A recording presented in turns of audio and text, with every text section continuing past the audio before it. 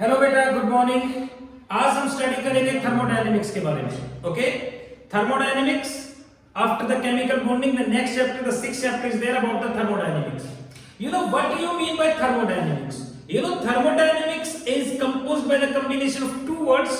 One is the thermo and another is the dynamics. You know thermo is coming from the heat and dynamics is coming from the heat change. Thermo is coming from the heat and dynamics is coming from the change. तो we can से thermodynamics में heat change के बारे में study करेंगे, यानी we can say that the branch of science, the branch of chemistry which deals with the study of heat change during any chemical और physical process. तो किसी भी फिजिकल या केमिकल प्रोसेस के ड्यूरिंग जो हीट चेंज होता है उसके बारे में जहां पर स्टडी करेंगे, that branch of science is known as thermodynamics. Okay, so we have to study here about thermodynamics.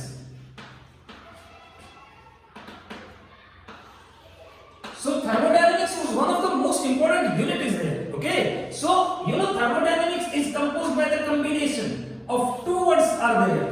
One is about the thermo and second is about dynamics. So you know dynamics is coming from the velocity, coming from the motion, तो उससे definitely change होना है, and thermo is coming from the heat. So definitely heat change is there. Yet the branch of science which deals with the study of heat change during any physical or chemical process is known as thermodynamics. We can say that is branch of science, okay, which deals with the study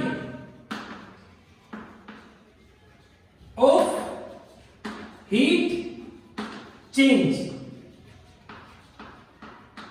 during any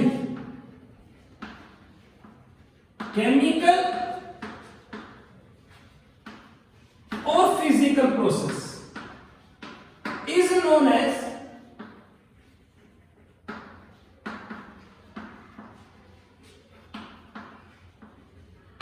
thermodynamics. तो किसी भी physical या chemical process के during जो heat change create होता है उसके बारे में जहां पर स्टडी करेंगे, that branch of science is known as thermodynamics.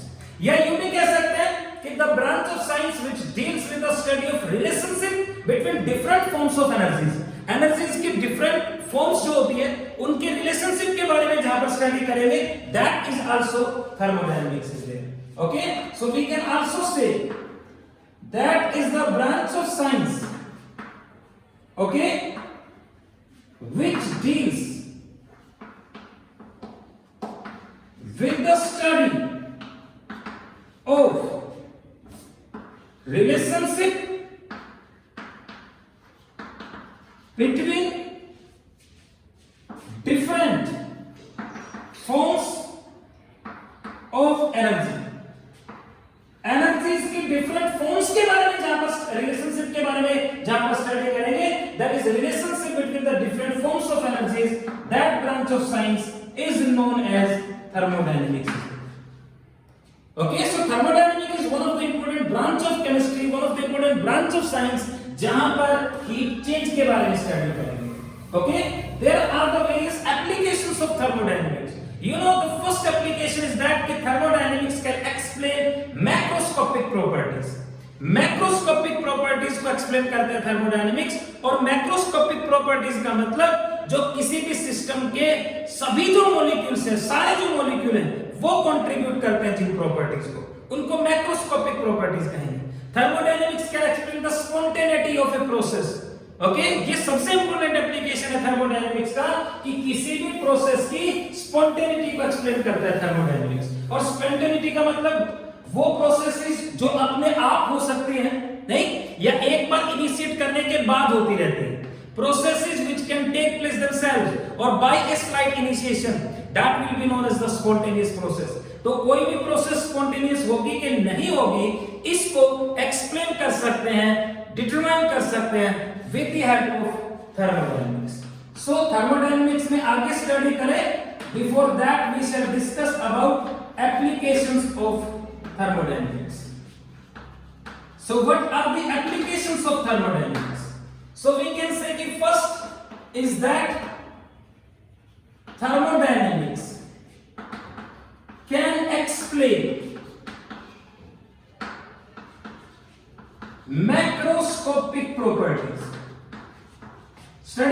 Macroscopic properties के बारे में, मैक्रोस्कोपिक प्रॉपर्टीज के बारे में एक्सप्लेन करते हैं। And second, the application is that thermodynamics can explain spontaneity of a process, किसी भी प्रोसेस की स्पॉन्टेनिटी को एक्सप्लेन कर सकता है, that is a process can take place themselves और नॉट, कि कोई प्रोसेस अपने आप होगी कि नहीं होगी। And third application is that thermodynamics can determine the extent up to which a reaction can take place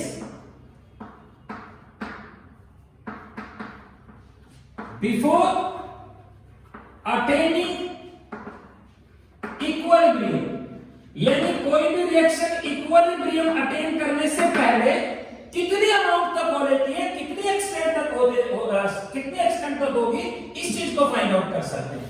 so these are the three applications of thermodynamics are there. Macroscopic properties को explain कर सकता है, spontaneity of process को explain कर सकता है, और equilibrium attain करने से पहले कोई रिएक्शन कितने अमाउंट तक होती है उसको एक्सप्लेन कर सकते हैं थर्मोडायनेमिक्स की हेल्प से। Okay, so these are the applications of thermodynamics are there. तो मेनली थर्मोडायनेमिक्स के अंदर हमने सिर्फ किसके बारे में स्टडी करना है, हीट चेंज के बारे में स्टडी करना है, यानी how the heat change will take place. Okay, और हीट चेंज का मतलब रिएक्टेंट ज्यादा स्टेबल है कि प्रोडक्ट ज्यादा स्टेबल है, रिएक्टेंट और प्रोडक्ट की स्टेबिलिटी के बारे में एक्सप्लेन करेंगे हम थर्मोडायनेमिक्स के बारे में, एनर्जीज के डिफरेंट फॉर्म्स के बारे में स्टडी करेंगे हम थर्मोडायनेमिक्स में। ओके, तो ये जनरल सा कांसेप्ट था। अब देखो थर्मोडायनेमिक्स के बेस पर अगर हम यूनिवर्स को क्लासिफाई करें, so on the basis of thermodynamics the whole of the universe is classified into two parts. One is known as the system and another is known as the surrounding. Universe का वो part जिसको हम किसी experiment को करने के लिए select कर लेंगे, यूनिवर्स का वो पार्ट जो ऑलवेज ऑब्जर्वेशन में होता है, जिसमें कोई चेंज होता रहता है, that part will be known as the system. यानी the part of universe which is always under observation, that will be known as the system. The part of universe which is selected to carry out the experiment is known as system.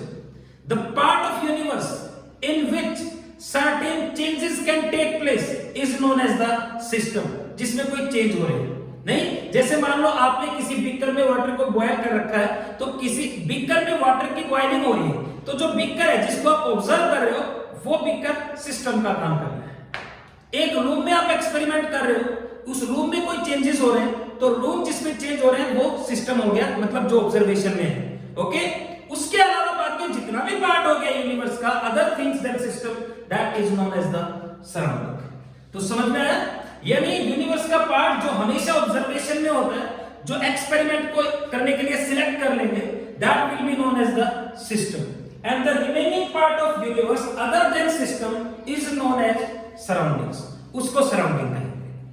अगर कोई system heat को release करता है, heat को evolve करता है, तो उसको एब्जॉर्ब कौन करेगा, सराउंडिंग।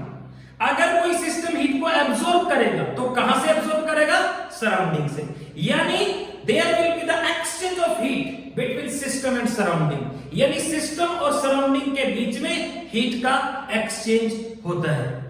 जितना हीट सिस्टम रिलीज करेगा, वो सारे के सारे हीट को एब्जॉर्ब कौन कर लेगा, सराउंडिंग, या सराउंडिंग जो हीट रिलीज करेगा उसको कौन एब्जॉर्ब कर लेगा, सिस्टम। लेकिन यूनिवर्स का जो हीट है वो कांस्टेंट रहना है। There is no change into the heat of universe, but there will be the change in heat of system, there will be the change in heat of surrounding. अब system की अगर हम बात करें, तो systems are classified into three types. One is known as the open system, another is known as the closed system, and third is known as the isolated system. वो system जहां पर एनर्जी और मैटर दोनों change होते हैं, matter का मतलब हो गया अमाउंट ऑफ सब्सटेंस, तो जहां पर एनर्जी और मैटर दोनों चेंज होंगे, that will be known as the open system. जैसे मान लो आपने एक ओपन बीकर रख दिया हॉट वाटर का, तो आप देखते हो कि थोड़ी देर बाद वो ठंडा हो जाएगा, और वाटर जो है वो क्या नाम है इवेपोरेट होगा, तो बीकर में वाटर की अमाउंट जो है वो भी कम हो जाएगी। तो जहां पर मैटर और एनर्जी दोनों चेंज होते हैं वो ओपन सिस्टम हो गया। क्लोज सिस्टम क्या हो गया, जहां पर एनर्जी तो चेंज होती है लेकिन मैटर सेम रहेगा। उस बीकर को अगर हम ढक दें तो पानी तो सारा अंदर ही रहेगा लेकिन ठंडा जरूर हो जाएगा, तो एनर्जी चेंज हो रही है लेकिन मैटर सेम है। और जहां पर एनर्जी और मैटर कुछ भी चेंज नहीं होते, दोनों सेम रहेंगे, that will be known as the isolated system. तो थर्मस फ्लास्क जो होता है जहां पर एनर्जी और मैटर दोनों चेंज नहीं होते, that is the example of isolated system. So we can say that on the basis of thermodynamics, the whole of the universe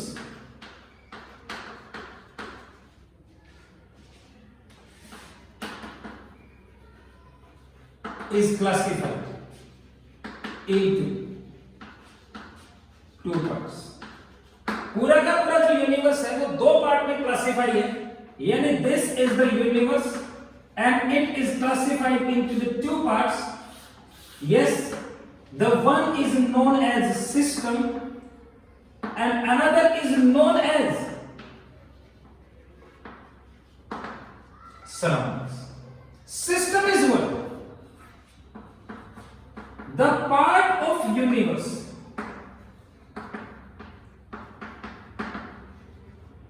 which is always under observation। Part of universe जो हमेशा observation में होता है, the part of universe which is always under observation is known as system. उसको system कहेंगे, या यूं कह सकते हैं द पार्ट ऑफ यूनिवर्स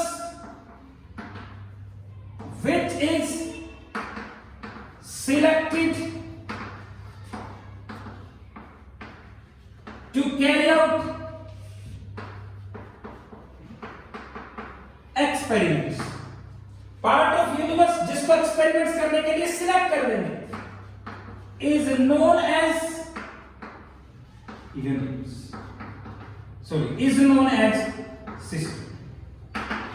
तो यूनिवर्स का पार्ट जो ऑब्जर्वेशन में होता है, जिसको एक्सपेरिमेंट करने के लिए सिलेक्ट कर लेंगे, that will be known as the system. And remaining part of universe other than system, system को छोड़कर बाकी जो पार्ट हो गया, remaining part of universe other than system is known as, उसको क्या कहेंगे, surroundings. That will be known as the surroundings. Remaining part of universe other than system, that will be known as the surrounding system. ठीक है बेटा, तो दो part हो गए, सिस्टम एंड सराउंडिंग। तो वो पार्ट जो हमेशा ऑब्जर्वेशन में होता है, जिसमें कोई चेंज स्टडी करेंगे, that will be known as the system. And remaining part of universe other than system is known as surrounding.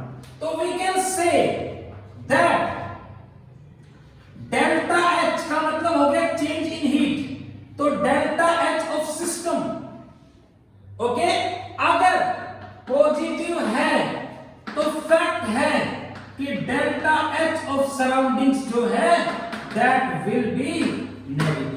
Delta H positive का मतलब ये हीट को एब्सॉर्ब कर रहा है, तो फिर ये हीट को क्या करेगा, लूज करेगा। It is the fact. And this is the fact that delta H of a system plus a delta H of surrounding, that must be equal to 0। यानी that will be equal to delta H total। Total का मतलब हो गया universe, और ये 0 होता है, यानी यूनिवर्स की हीट में कोई चेंज नहीं होता। I can say कि delta H of system plus delta H of surroundings is equal to 0। तो therefore delta H of system will be equal to minus delta H of surroundings। ये fact है।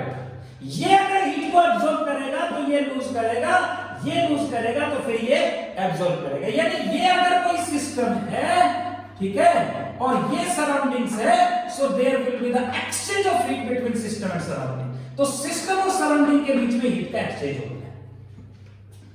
तो total enthalpy change, total heat change of universe is zero. Delta H of system अगर positive है तो delta H of surrounding negative, opposite. अब हम बात करें सिस्टम के क्लासिफिकेशन की, तो we can say that system is classified into three parts. One is known as the open system, close system and isolated system. यानी system is classified into three parts. One is known as the open system is there, another is known as the closed system is there, and third is known as the isolated system. तो system जो है वो तीन type में classify है, open, closed end isolated. Open system का मतलब I can say the system in which matter यानी amount of substance and energy both change। जहां पर मैटर और एनर्जी दोनों चेंज होते हैं, ओपन सिस्टम, जैसे open beaker of hot water है, so definitely there will be the evaporation, तो मैटर भी कम होगा और एनर्जी जो है वो भी चेंज होगी। यानी for example open beaker of hot open system है, all the living organisms, जितने भी लिविंग ऑर्गेनिजम्स हैं, यानी प्लांट्स और एनिमल्स, जो भी हो गए, plants and animals, all are the open system, we are the open system, plants are the open system। हम डेफिनेटली फूड को इनटेक कर दें तो एनर्जी मिलती है, और फूड को इनटेक कर रहे हैं तो मैटर जो है वो जो अमाउंट है वो भी इंक्रीज हो रही है। तो जितने भी प्लांट्स और एनिमल्स हैं ओपन सिस्टम हो गए, open beaker of hot water, open system. और क्लोज का मतलब the system in which what energy changes, system जहां पर एनर्जी चेंज होती है बट मैटर रिमेन्स सेम, लेकिन मैटर सेम रहेगा, that will be the closed system. For example closed beaker of hot water, यानी कोई भी प्रोसेस अगर आप ओपन कंटेनर में करते हो तो ओपन सिस्टम, क्लोज्ड कंटेनर में करोगे that will be the closed system. जैसे मान लो ये बीकर आपने इसको ढक दिया, सो डेफिनेटली इवेपोरेशन होगा, लेकिन पानी तो अंदर ही रहेगा ना, लेकिन due to the conductivity of this container there will be the exchange of heat with the surroundings। तो जहां पर सराउंडिंग के साथ सिर्फ एनर्जी का एक्सचेंज होता है क्लोज सिस्टम, जहां पर सराउंडिंग के साथ मैटर और एनर्जी दोनों का चेंज होता है वो ओपन। और आइसोलेटेड का मतलब the system in which energy and matter both remain same. That is no change in system, that is no change in matter and energy, उसको क्या कहोगे? Isolated system। and the example is thermos flask, that is the example for the isolated system। तो ये तीन type के system हो गए बेटा, open system, close system and isolated system. तो ओपन सिस्टम का मतलब क्या हुआ कि जहां पर एनर्जी और मैटर दोनों चेंज होंगे, ओपन सिस्टम। जहां पर सिर्फ और सिर्फ एनर्जी चेंज होगी लेकिन मैटर सेम रहेगा, वो क्लोज सिस्टम। और जहां पर एनर्जी और मैटर कुछ भी चेंज नहीं होगा, that will be known as isolated system is there.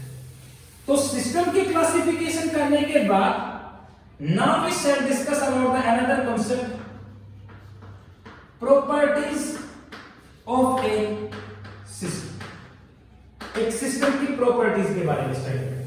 देखो ये थर्मोडायनेमिक्स का बेसिक कांसेप्ट है, एक्चुअली ये डेफिनेशन का कांसेप्ट है मेन। अभी तो हम शुरू में वो फैक्टर्स स्टडी कर रहे हैं जो हमने थर्मोडायनेमिक्स में यूज करने हैं। तो सिस्टम की बात हो गई, यानी मेनली थर्मोडायनेमिक्स में हमने जो भी हीट चेंज स्टडी करना है वो एक सिस्टम में करना है।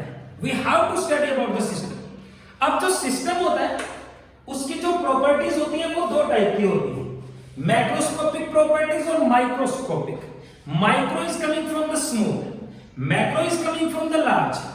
तो माइक्रो का मतलब वो प्रॉपर्टीज जो एक अकेले मॉलिक्यूल के बिहेवियर से अराइज होती है, यानी एक मॉलिक्यूल को देखकर जिस प्रॉपर्टी की वैल्यू को डिटरमाइन कर सकते हैं वो माइक्रोस्कोपिक प्रॉपर्टीज हो गई। और सभी मॉलिक्यूल जिन प्रॉपर्टीज को कंट्रीब्यूट करते हैं, सारे के सारे मॉलिक्यूल्स का कंट्रीब्यूशन होता है जिन प्रॉपर्टीज में, उनको कहेंगे बेटा macroscopic properties. Okay, so you know properties are classified into the two types, microscopic and macroscopic. I think समझ में आ रहा होगा। जैसे मान लो हम एसिडिक स्ट्रेंथ की बात करें या बेसिक स्ट्रेंथ की बात करें या रिएक्टिविटी की बात करें, अब आपके पास मान लो HF है, हाइड्रोजन फ्लोराइड और HCl। तो अब इनके एसिडिक स्ट्रेंथ की अगर मैं बात करता हूं तो HF के एक मॉलिक्यूल या HCl के एक मॉलिक्यूल को देखकर बता सकते हैं कि HF का जो एसिड है, HF जो है वो वीक एसिड है कि स्ट्रॉन्ग है, ये वीक है कि स्ट्रॉन्ग है। देखो फ्लोरीन और क्लोरीन में से क्लोरीन का साइज बड़ा होता है कि नहीं, ये पीरियोडिक टेबल में किया आपने, फ्लोरीन से क्लोरीन का साइज बड़ा। और किसी एलिमेंट का साइज अगर जो है वो अगर लार्ज होगा तो ये जो बॉन्ड लेंथ है इसकी वैल्यू भी इंक्रीज होगी, यानी फ्लोरीन का साइज छोटा है तो बॉन्ड लेंथ कम हो गई, क्लोरीन का साइज बड़ा है तो बॉन्ड लेंथ ज्यादा हो गई। और बॉन्ड लेंथ ज्यादा हो गई तो फिर ये बॉन्ड वीक हो गया कि नहीं, इजीली डिसोसिएट होगा, और जितनी जल्दी डिसोसिएट होगा higher will be the tendency to donate H positive. ये स्ट्रॉन्ग बॉन्ड है, डिसोसिएट नहीं होगा easily, lower will be the tendency to donate H positive. So we can say कि out of HF and Cl, chlorine is having the larger atomic size, larger bond length, weak bond हो गया, hence higher tendency to donate the H positive, so that will be the strongest। ठीक है ना? तो अब HCl के सारे molecules को देखने की जरूरत नहीं पड़ी, एक मॉलिक्यूल ने डिसाइड कर दिया। तो एसिडिक स्ट्रेंथ हो गया या बेसिक स्ट्रेंथ हो गया। रिएक्टिविटी की बात करें, ये ज्यादा रिएक्टिव है क्योंकि ये वीक बॉन्ड लेंथ ज्यादा है, ये ज्यादा रिएक्टिव, ये कम रिएक्टिव। इसके रिएक्शंस फास्ट होगी, इसकी स्लो होगी। तो किसी मॉलिक्यूल की जो रिएक्टिविटी है, एसिडिक स्ट्रेंथ है, बेसिक स्ट्रेंथ है, ये माइक्रोस्कोपिक प्रॉपर्टीज है, मॉलिक्यूल के अकेले बिहेवियर पे डिपेंड करती है।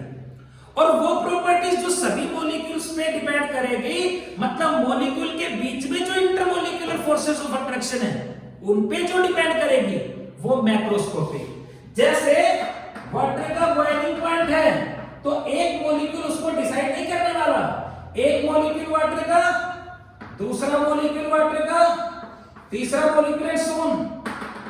इन सभी के बीच में जो इंटरमॉलिक्यूलर फोर्स ऑफ अट्रैक्शन बनेंगे वो बॉइलिंग पॉइंट को डिसाइड करेंगे।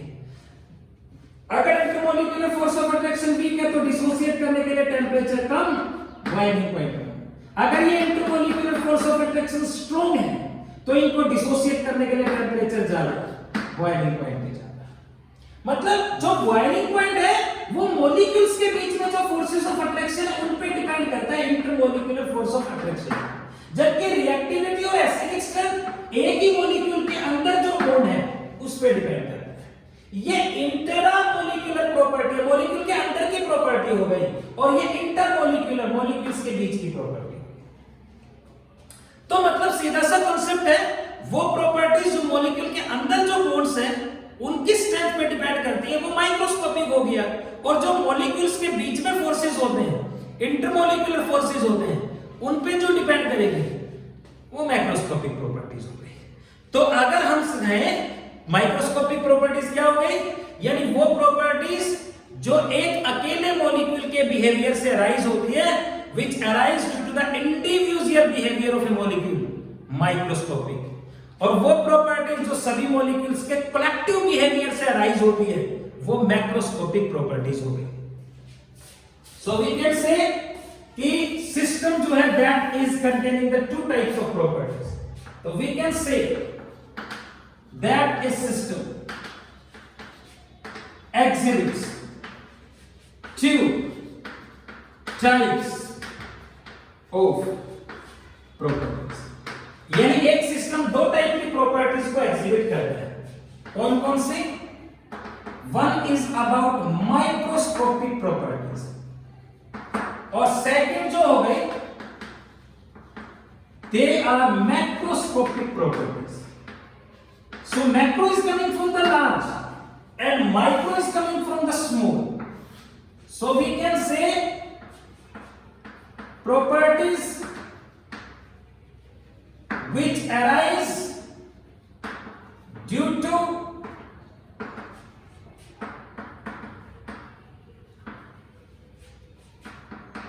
individual behavior of a molecule. वो प्रॉपर्टीज जो एक मॉलिक्यूल के इंडिविजुअल बिहेवियर से अराइज होती है are known as microscopic properties. Example अगर स्टडी करें तो मॉलिक्यूल्स की जो रिएक्टिविटी है, एसिडिक स्ट्रेंथ है या बेसिक स्ट्रेंथ है, etcetera, all these are the microscopic properties and macro is coming from the large, yani we can say ki the properties which arise due to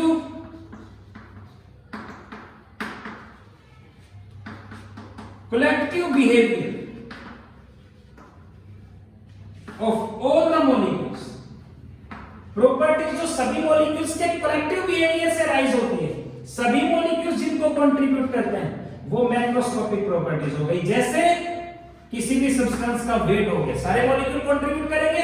किसी भी substance का volume हो गया बेटा, किसी भी सब्सटेंस की टोटल हीट हो गई या एनर्जी हो गया, फोर्स हो गया, okay, pressure, the force per unit area, या फिर बॉइलिंग पॉइंट, या फिर मेल्टिंग पॉइंट, या फिर freezing point, etcetera.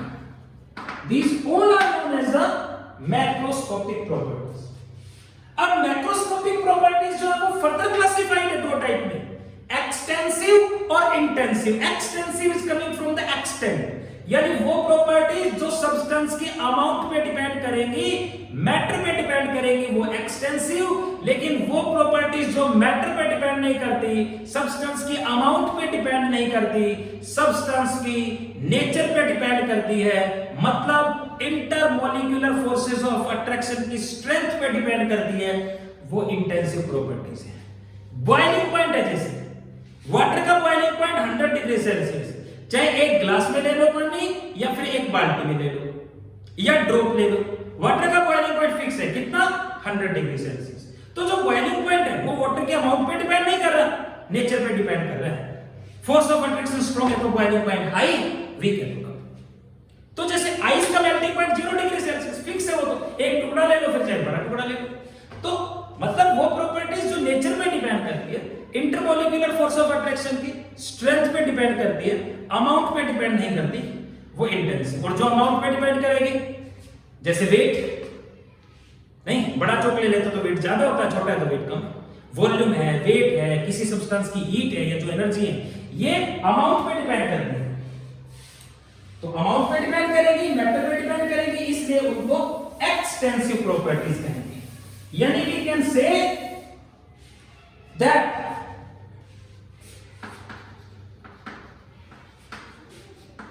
macroscopic properties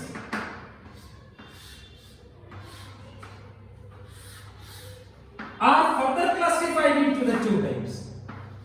One are known as extensive properties, एक हो गई extensive properties, and second are known as intensive properties। extensive properties का मतलब we can say कि the properties which depend upon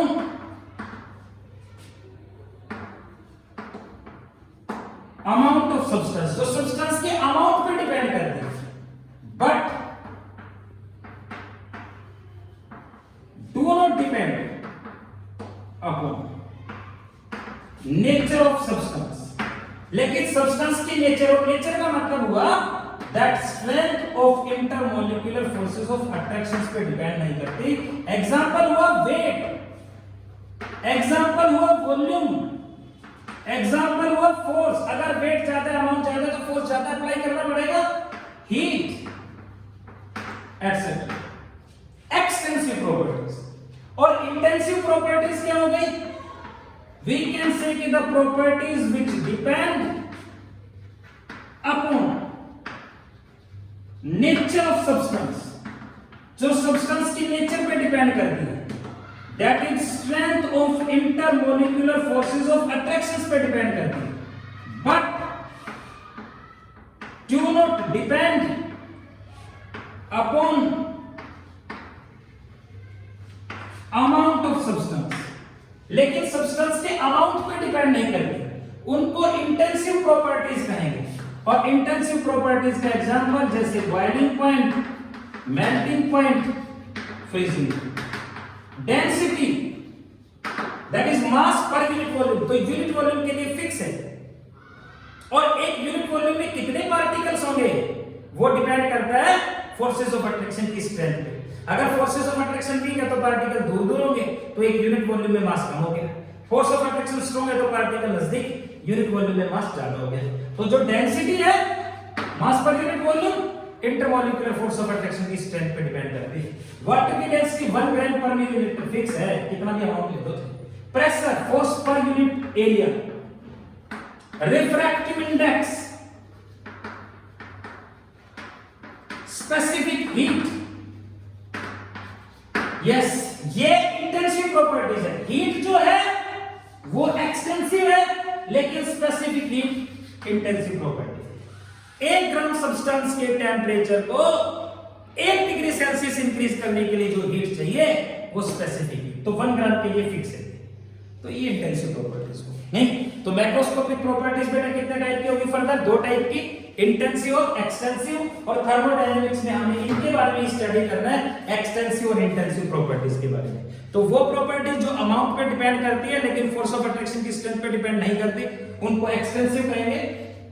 और जो इंटरमोलिकुलर फोर्स ऑफ अट्रैक्शन की strength पे डिपेंड करती है, अमाउंट पे डिपेंड नहीं करती, उनको क्या कहेंगे? Intensive properties. So definitely these are the 2 types of microscopic properties. आज के लिए इतना ही, बाकी फिर नेक्स्ट लेक्चर में स्टडी करेंगे। Thank you. ये पढ़ना